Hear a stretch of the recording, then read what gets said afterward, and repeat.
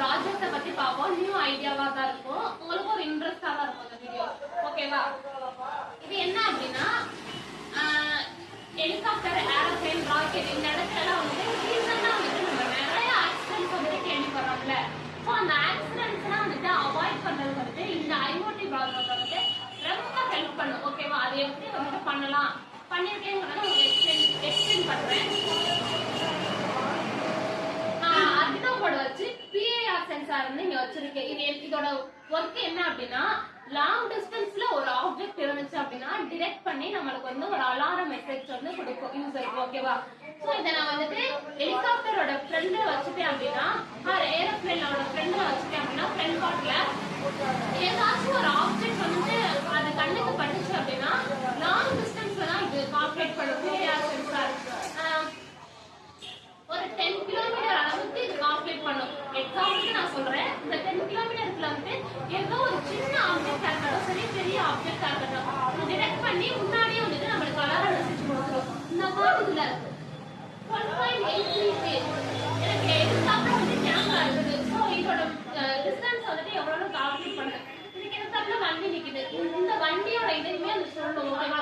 இத்தனை பொருள் இருக்கிறது 2 எக்ஸாக்டாவா அதை காட்டும். எனக்கு எதிர்த்தாப்புல என்னென்ன இருக்குதுங்கிறத முதற்கொண்டு ஏதோ ஒன்று இருக்குது, இதோட டிஸ்டன்ஸ் இருக்குதுங்கிறத முதற்கொண்டு நம்மளுக்கு அக்யூரேட்டா காட்டுறதுனால யூசர் வந்துட்டு ஒரு அலர்ட் மெசேஜ் காட்டுற மாதிரி இருக்கும்.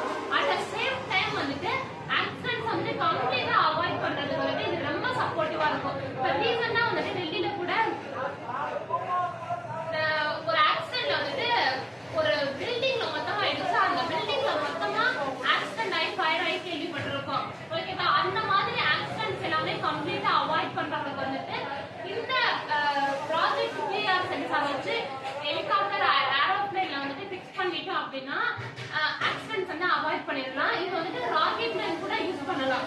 இதோட ஸ்பீட் வந்துட்டு ராக்கெட் மாதிரி தான் இருக்கும். ராக்கெட்லயுமே நம்ம வச்சுட்டோம் அப்படின்னா இந்த பாறைகள்லாம் இருக்குது அப்படின்னா கீழே வந்து நம்மளுக்கு சொல்லுவாங்க, சப்போஸ் கீழே ஏதோ ஒரு நெட்வொர்க் இஷ்யூவா இருந்துச்சு அப்படின்னா அந்த செக்யூரிட்டி ரூம்ல இருந்து இந்த பிஏஆர் சென்சார் வந்து டெஸ்டே கிடையாது, கம்ப்ளீட்டா இது ஆக்டிவ்ல தான் இருக்கும். அதனால வந்துட்டு பாறையோ ஏதோ ஒரு வீடோ இருந்துச்சு அப்படின்னா அது நம்மளுக்கு முன்னாடியே சொல்லிடும்.